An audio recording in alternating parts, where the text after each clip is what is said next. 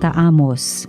Noong mga araw na iyon, si Amasias, ang saserdote sa Betel, ay nagsumbong kay Haring Jeroboam ng Israel.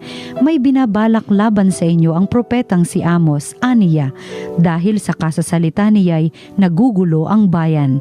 Sinasabi niyang kayo'y mamamatay sa digmaan at dadalhing bihag sa ibang lupain ang mga taga-Israel. Pagkatapos, hinarap naman ni Amasias si Amos, bulaan kang propeta, magbalik ka na sa Juda, doon ka maghanap buhay sa pamamagitan ng iyong panghuhula. Huwag ka nang manghuhula rito sa Betel, narito ang pambansang templo at dito sumasamba ang hari.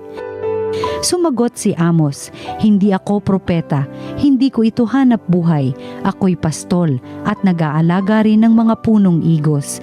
Ngunit inialis ako ng Panginoon sa gawaing iyon at inutusang magsalita para sa kanya sa mga taga-Israel. Kaya pakinggan mo ang sinasabi ng Panginoon. Pinatitigil mo akong manghula laban sa Israel at mga inapo ni Isaac. Dahil diyan, Amasias, ito naman ang ipinasasabi sa iyo ng Panginoon. Ang asawa mo'y magiging isang masamang babae sa lungsod at masasawi sa larangan ng digmaan ang mga anak mo. Paghahati-hatian ng iba ang iyong lupain at ikaw ay mamamatay sa isang bayang di kumikilala sa Panginoon. Ang mga taga-Israel ay dadalhing bihag sa ibang lupain. Ang salita ng Diyos.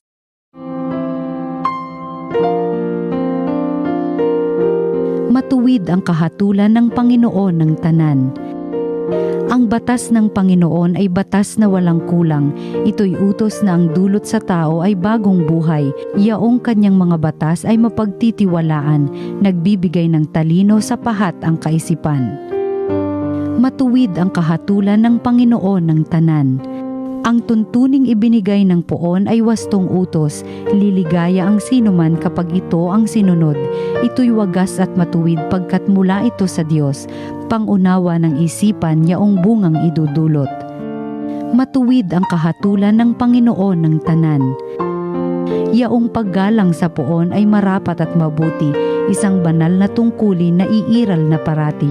Pati mga hatol niya ay matuwid na kahatulan, kapag siya ang humatol ang pasya ay pantay-pantay. Matuwid ang kahatulan ng Panginoon ng tanan. Ito'y higit pa sa ginto na maraming nagnanais, higit pa sa gintong lantay na ang hangad ay makamit, matamis pa kaysa sa pulot na sakdal tamis, kahit anong pulot ito na dalisay at malinis. Matuwid ang kahatulan ng Panginoon ng tanan. Ang mabuting balita ng Panginoon ayon kay San Mateo. Noong panahong iyon, sumakay si Jesus sa bangka, tumawid sa kabilang ibayo at tumuloy sa sariling bayan. Pagdating niya roon, dinala sa kanya ng ilang katao ang isang paralitikong nakaratay sa kanyang higaan.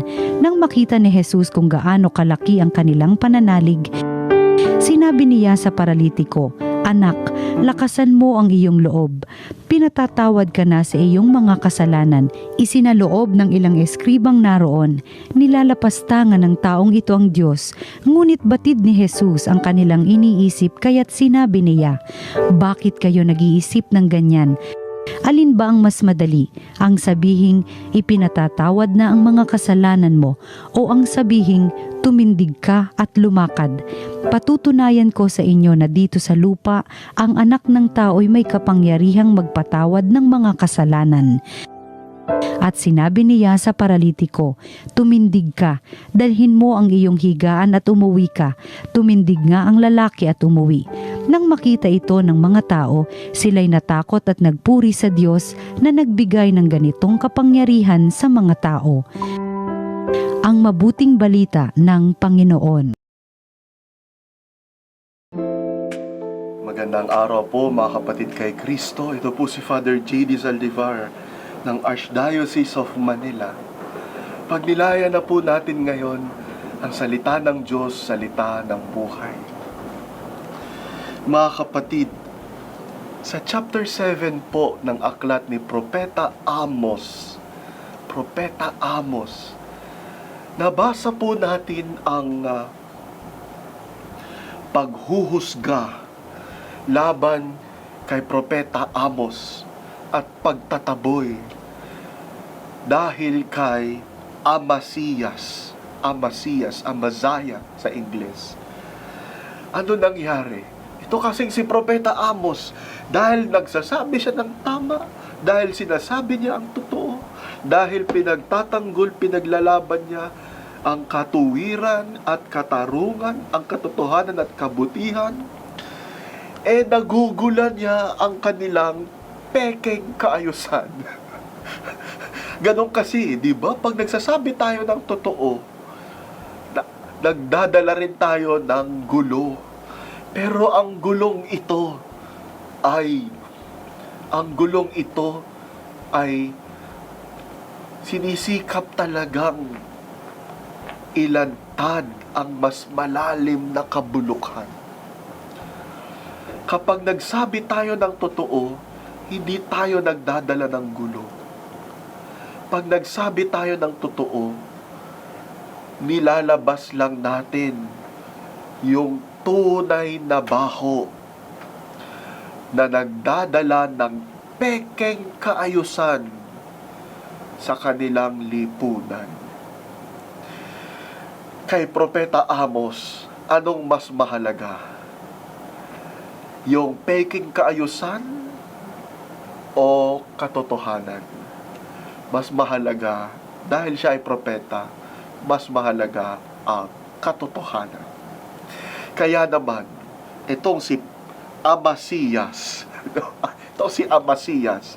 ay galit na galit kay Amos, Propeta Amos. Pinagbantaan siya at pinaratangan pa na siya ay isang bulaang propeta. Sinabihan siya na, hindi ka naman totoong propeta. Umalis ka na rito, nagdadala ka lang ng gulo.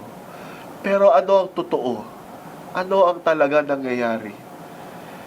Hindi naman nagdadala ng gulo si Amos. Nalalantad niya kasi yung kabulukan, yung baho, yung kasamaan ng puso ni Amasias.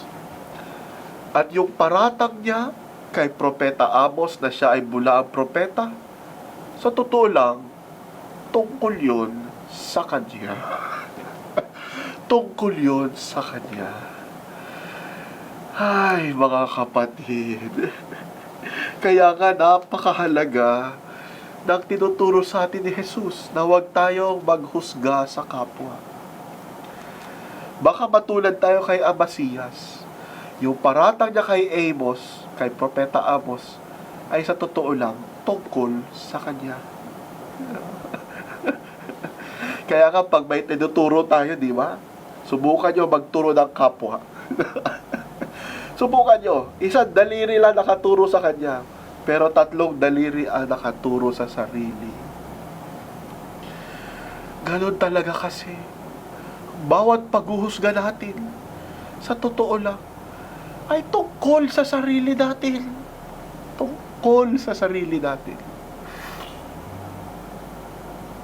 Si Propeta Amos ay isang propeta na naniniwala na may pag-asang palitawin ang kabutihan ng bansa at ng kapwa.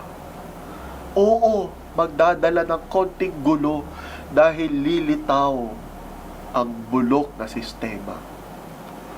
Pero kapag ang tao naghuhukay ng balon, mahahanap lang niya ang tubig kung handa siyang magkalkal sa putik, di ba?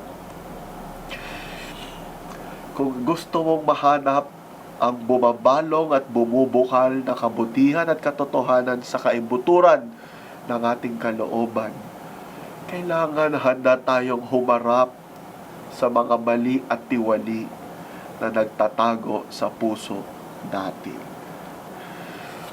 Yan ang propeta. Yan ang lingkod ng Diyos.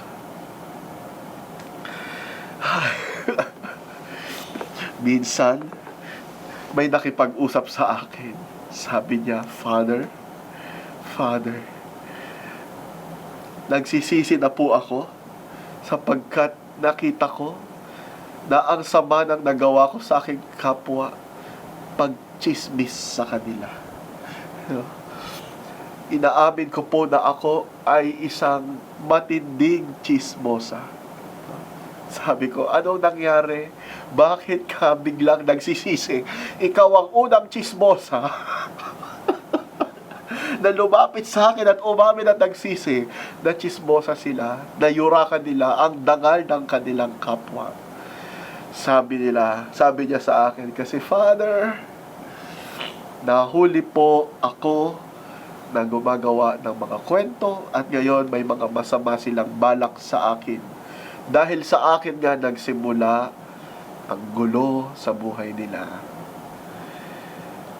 Sabi ko sa kanya, ano ba mga kwento ang nagawa mo? At kinuwento niya yung mga masasama at sinungaling na kwento niya tungkol sa kanyang kapwa. Isa-isa. At nung sinabi niya yung mga masamang kwentong yun, tinanong ko siya, so hindi pala to nangyari sa kanila. Kanino mo to nakita? Sabihin mo sa akin, aminin mo, itong mga masasamang kwento, kanino talaga nangyayari ang mga ito? At nung tinanong ko yun, umiyak siya ng umiyak, bubuhos ang kanyang luha. At sabi sa akin, Father, ang totoo sa akin po. Lahat po yan masasamang kwento sa akin po nangyari. At hindi ko matanggap na sa akin sila nangyayari. Kaya pinaratang ko na lang sa iba.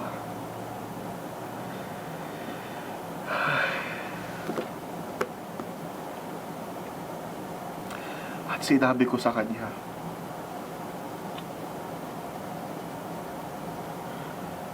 bilang lingkod ng Diyos, ako ang unang magsasabi sa iyo na kahit gaano kapangit ang naging kwento ng buhay mo, tinatanggap kita dahil tinatanggap ka rin ng Diyos. Sana matutunan mo ring tanggapin ang naging kwento mo.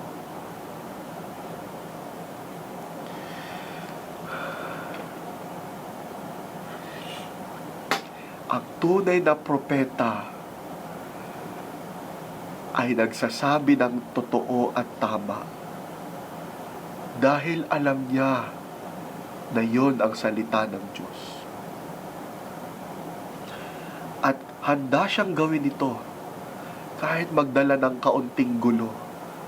Dahil hindi naman siya nagdadala talaga ng dulo.